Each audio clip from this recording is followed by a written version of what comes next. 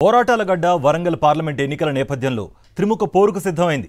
తాజాగా గులాబీ పార్టీ కూడా అభ్యర్థిని ప్రకటించడంతో షురూ అయింది.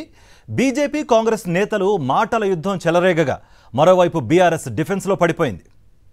నాటకీయ పరిణామాలు, ట్విస్టుల మీద ట్విస్టులు, సుదీర్ఘ కసరత్తు తర్వాత ఎట్టకేలకు వరంగల్ ఎంపీ అభ్యర్థి పేరును ప్రకటించింది బీఆర్ఎస్.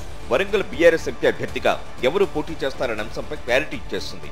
ప్రస్తుతం హనుమకొండ జిల్లా జడ్పీ చైర్మన్ గా కొనసాగుతున్న డాక్టర్ సుధీర్ కుమార్ కు టికెట్ ఇస్తున్నట్లు వెల్లడించింది.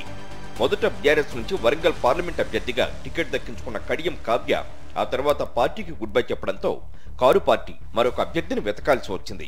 అయితే వరంగల్ బరిలో నిలిపేందుకు పెద్ది స్వప్న సహా చాలా పేర్లు చర్చకు రాక అకస్మాత్తుగా తాటికొండ రాజయ్య పేరు కన్ఫర్మ్ అయిందంటూ ప్రచారం జరిగింది. అయితే రాజయ్య పెద్ది స్వప్నలను కాదని చివరకు సుధీర్ కుమార్ కి అవకాశం కల్పించారు కేసీఆర్. కొత్త వారికి అవకాశం ఇస్తేనే గెలిచే అవకాశాలు ఉన్నట్లు రిపోర్టు రావడంతో సుధీర్ కుమార్ వైపే మొగ్గు చూపారు గులాబీ బాస్.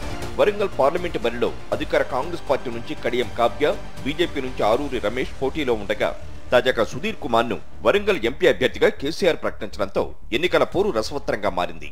ఇదిలా ఉండగా ఆరూరి రమేష్, కడియం కావ్యాల మధ్య మాటల యుద్ధం జరుగుతోంది. కడియం కావ్య వరంగల్ వాస్ కాదని, గుంటూరులో ఉంటారని, ఆమెకు ఓరుగల్లుతో పనేంటంటూ ప్రశ్నించారు ఆరూరి రమేష్. స్థానికేతరులు గెలిచిన వరంగల్ కు చేసేదేమీ ఉండదని ఆరోపించారు. మరి కావ్య గారికి ఈ వరంగల్ కున్న సంబంధం ఏంటి? కావ్య నజరుద్దీన్ వారి అత్తగారు గుంటూరు. మరి ఆ గుంటూరు వాసికి వరంగల్ పార్లమెంట్ టికెట్ ఏం అవసరం? మరి దయచేసి మహమ్మద్ కావ్య నజరుద్దీన్ ఎందుకు ఇక్కడ ఈ ప్రజలు ఓటు వేయాలి? మరి గుంటూరు వాసి కావాలా మీ బిడ్డ కావాలా? ఒక్కసారి మీరు ఆలోచన చెయ్యాలి.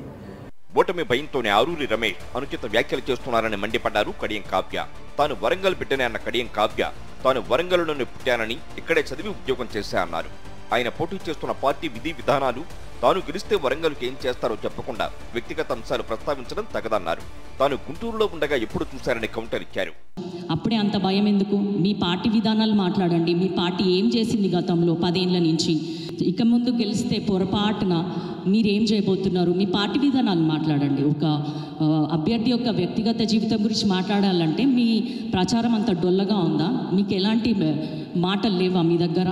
మీ ముందు పెరిగిన దాన్ని, నేను ఇక్కడే వరంగల్లో పుట్టిన దాన్ని, చదువుకున్న వరంగల్లోనే, ఉద్యోగం కూడా ఆయన కళ్ళ ముందే వర్ధనపేటలోనే పనిచేసిన 5-6 ఏళ్ళు. మరి అప్పుడు లేని ఇబ్బంది ఇప్పుడు ఎందుకు వస్తుంది? గుంటూరు వాసినట్టు అంటే నేను గుంటూరులో ఉండడం ఆయన ఎప్పుడు చూశారు?